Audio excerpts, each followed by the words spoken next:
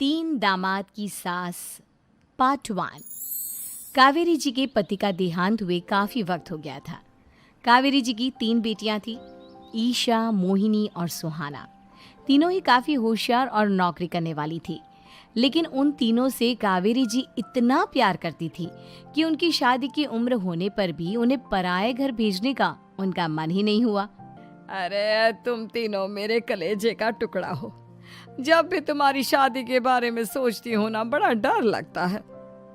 सही कहती हो मम्मी, हम भी आपसे बहुत प्यार करते हैं। हाँ, मम्मी पापा के जाने के बाद अब बिल्कुल अकेली हो गई हैं। और मम्मी, अगर हम तीनों शादी करके चले गए तो आपका ख्याल कौन रखेगा? लेकिन अपनी खुशी की वजह से मैं तुम तीनों को बिना शादी के भी तो नहीं देख सकती ना बेटा। समाज के हिसाब से देखे तो यह भी गलत होगा और मैं ऐसा कुछ नहीं चाहती। लेकिन तुम तीनों से दूर होने के बारे में सोचती हूँ तो अजीब सा लगता है। लेकिन मम्मी, हम आपको इस तरह अकेला छोड़कर नहीं जा सकते। एक काम करते हैं मम्मी, शादी के बाद ना आप मेरे साथ मेरे ससुराल में चलना और मेरे साथ ही रहना।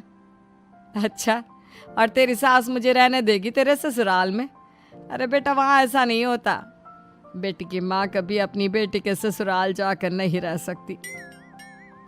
एक काम करते हैं माँ, आप ईशा और सुहानी की शादी कर दीजिए और मैं हमेशा आपका बेटा बनकर आपके साथ ही रहूंगी। मुझे नहीं करनी शादी। अरे मेरी बेटियां मुझसे कितना प्यार करती है, मेरी वजह से अपनी पूरी जिंदगी दांव पर लगाने को तैयार है।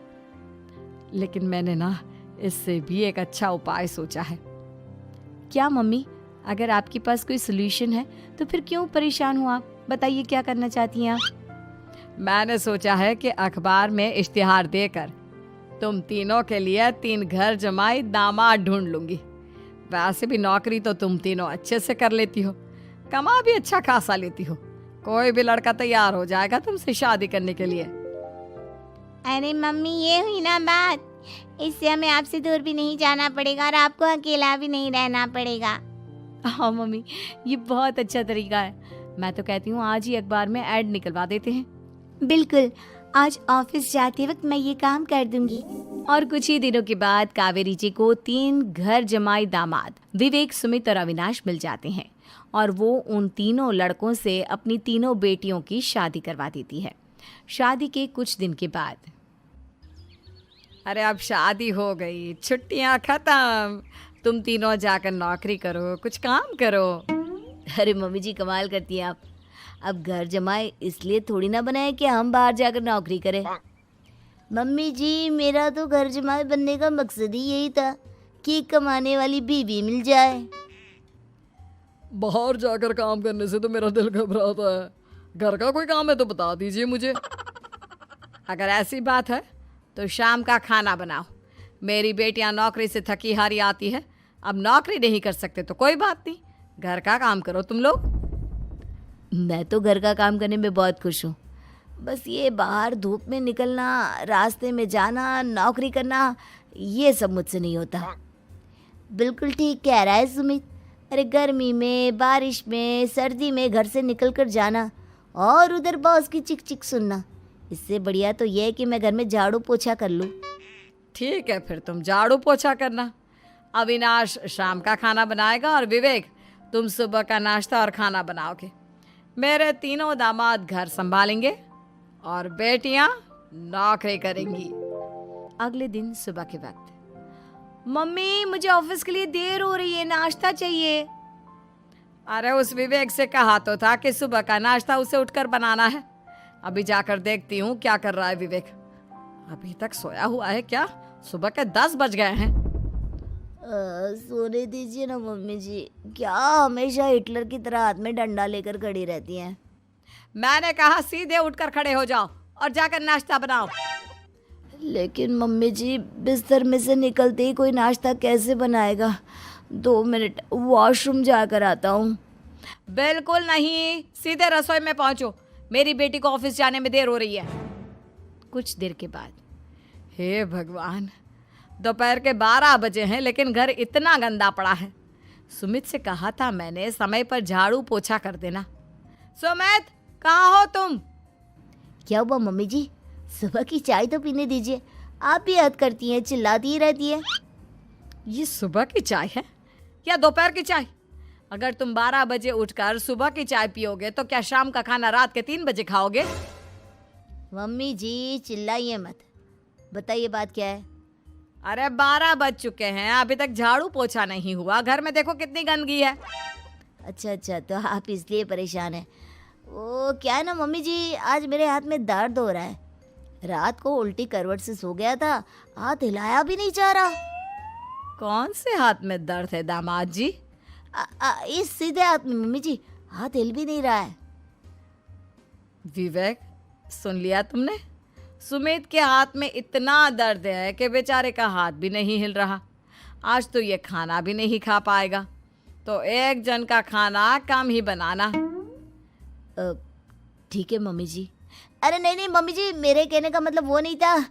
मेरा मतलब है खाना तो खाऊंगा ना। अरे लेकिन कैसे? हाथ तो हिल भी नहीं रहा है। अरे मम्मी जी, आपको ना किसी जेल में जेलर होना चाहिए था। बेकार में हमारी सास बनकर जिंदगी खराब कर रही हैं। अरे लगाता हूँ पोछा। एक बेचारा घर जमाए और कर भी क्या सकता है। शाम को जब ईशा, सुहाना और मोहिनी ऑफिस से लौट कर आती हैं। मम्मी, शाम के खाने में क्या बना है? अब ये तो तेरे पति को ही मालूम होगा ना बेटा, उसने ही खाने की जिम्मेदारी ली थी। लगता है मम्मी आपने ये घर जमाए वाला तरीका अपनाकर मुसीबत मोल ले ली है। आपके तीनों घर जमाए कितने आलसी हैं। मेरे वाले को देखो, दोपहर के 12 बजे सुबह की चाय पीता है और काम क्या करना चाहता था? घर का झाड़ू पोछा। मम्मी बता रही थी कि आज उसने घर का झाड़ू पोछा शाम की 5 बजे किया था। अब क्या बताऊं बेटा, सुबह से हाथ दर्द का बहाना करके बैठ गया था। कहता है हाथ में बहुत दर्द हो रहा है, हिला भी नहीं जा रहा। सब बहाने मम्मी। ये तीनों घर जमाए मिलकर ना बस बैठकर खाना खाना चाहते हैं, काम धाम तो बिल्कुल नहीं करना चाहते। अरे लेकिन ऐसे काम नहीं चलेगा ना, मुझे इन तीनों को सबक सिखाना ही पड़ेगा। अरे तो मम्मी, आप हिटलर से कम है क्या? आपने जब हम तीनों को सबक सिखा कर इतना लायक बना दिया, तो इन तीनों नालायक दामाद को भी आप कुछ न कुछ तो बना ही देंगी। हाँ मम्मी, बस अपने अंदर के हिटलर को बाहर लाइए और अपनी तीनों दामादों को अच्छी तरह से सबक सिखाइए। रही बात आपकी बेटियों की, तो हम तीनों तो हमेशा से आपके साथ हैं। अरे लेकिन बेटा, इस काम के लिए तुम तीनों को मेहनत करनी पड़ेगी। कैसी मेहनत मम्मी? ऑफिस में तो वैसे ही बहुत मेहनत करते हैं हम तीनों। अरे प्रेग्नेंट हो जाओ, प्रेगनेंसी का बहाना बनाकर कह दो कि तुम तीनों ने नौकरी छोड़ दी है 2 साल के लिए, और जब घर में खाने के पैसे नहीं होंगे तो अपने आप काम पर जाएंगे ये तीनों। वाह मम्मी, क्या आइडिया दिया है। मैं तो कल ही जाकर कहने वाली हूँ कि मैं प्रेग्नेंट हो गई हूँ। फिर देखना कैसे मेरा पति अविनाश भाग भाग कर काम पर लग जाएगा। और फिर 2 दिन के बाद, सुमित, मैं ना प्रेग्नेंट हूँ और इसलिए अगले 2 साल के लिए मैंने अपनी जॉब छोड़ने का फैसला ले लिया है। विवेक, पापा बनने वाले हो तुम। अब से ना तुम्हें ऑफिस जाना होगा, क्योंकि मैं तो 2 साल के लिए छुट्टी पर चली गई हूँ। अविनाश, अब तुम्हें जिम्मेदारी संभाल लेनी चाहिए, वरना ये घर कैसे चलेगा। हम दोनों मम्मी पापा बनने वाले हैं।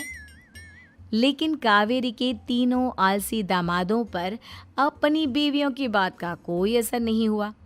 धीरे धीरे कावेरी जी को चिंता होने लगी, क्योंकि उनके प्लान के हिसाब से तीनों बेटियों ने ऑफिस जाना बंद कर दिया था।